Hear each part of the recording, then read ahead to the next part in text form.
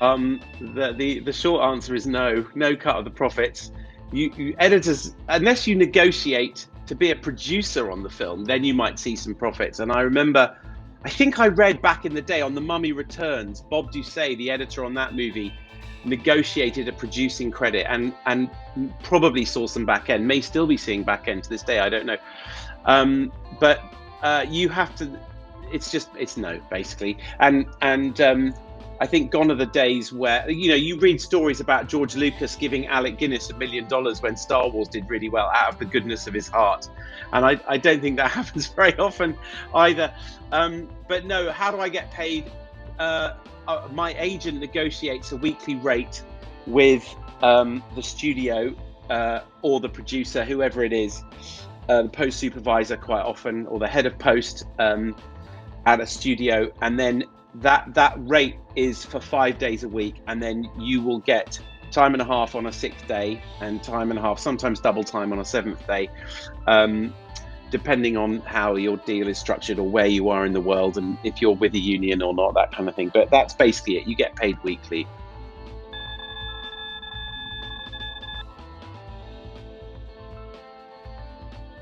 At this point in my career, so right now I'm working on this movie, and Mission Impossible is, if I move that, there we go. Mission Impossible is, we're busy. We're halfway through a 4-year journey to make 2 Mission Impossible movies. So Mission Impossible 7 and 8, all called Dead Reckoning Part 1 and 2.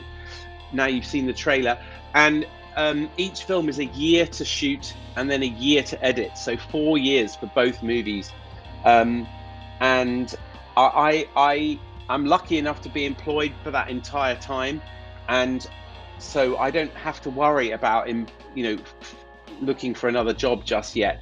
But I have developed a good relationship with Chris McQuarrie and Tom Cruise, who make great movies, and it's my privilege to collaborate with them. It really is. And so I feel like I may be working with them, looking into the future as well, if they invite me on to join them.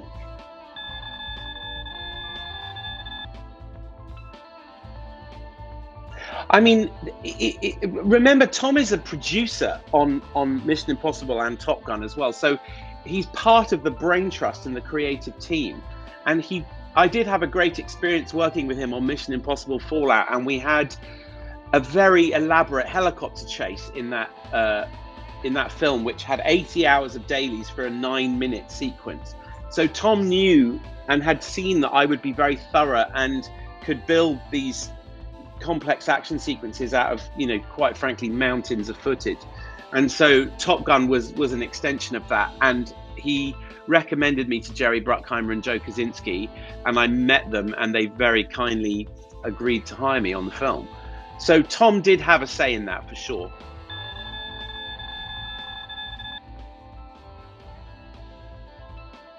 Ooh, okay.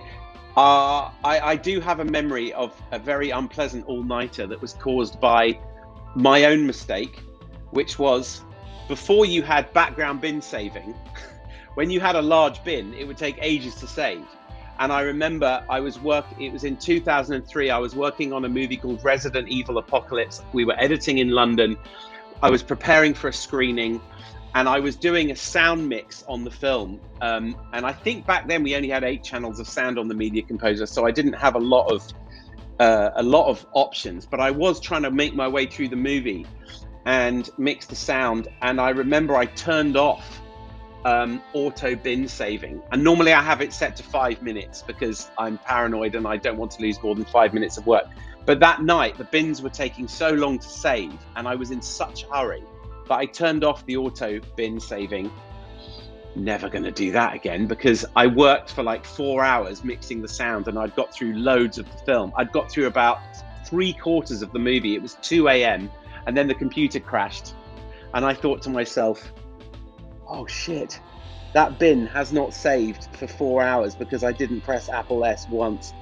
And I had this cold sweat, and I had that feeling of dread that kind of creeps up your neck. And I was so exhausted because I'd been working all day, and it was now 2:30 in the morning, and I had to hand deliver a tape a Betamax tape to the producer at Heathrow Airport at like 8:30 in the morning or something. It was horrendous. So I loaded up the Media Composer and of course had lost all my work. So I had to just start at the beginning again and charge through the mix. I'd made a lot of the creative decisions, so I could repeat all my work quite quickly, but it was not pleasant, I will tell you that. But I did manage to get to Heathrow Airport by 8:30 in the morning and hand the producer a tape. So it all ended well.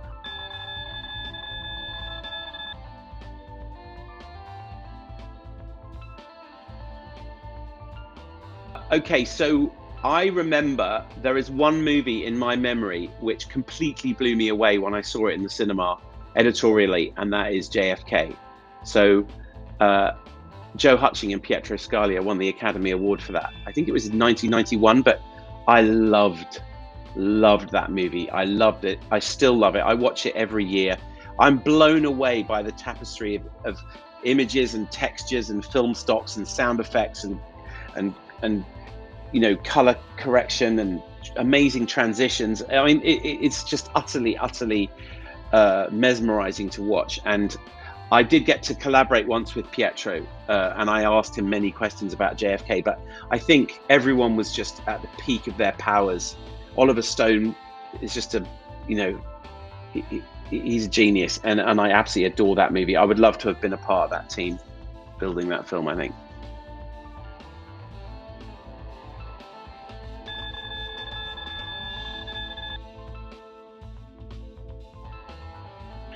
So I love Avid Media Composer. Obviously, I use it every day. 99% of my jobs have been on Media Composer.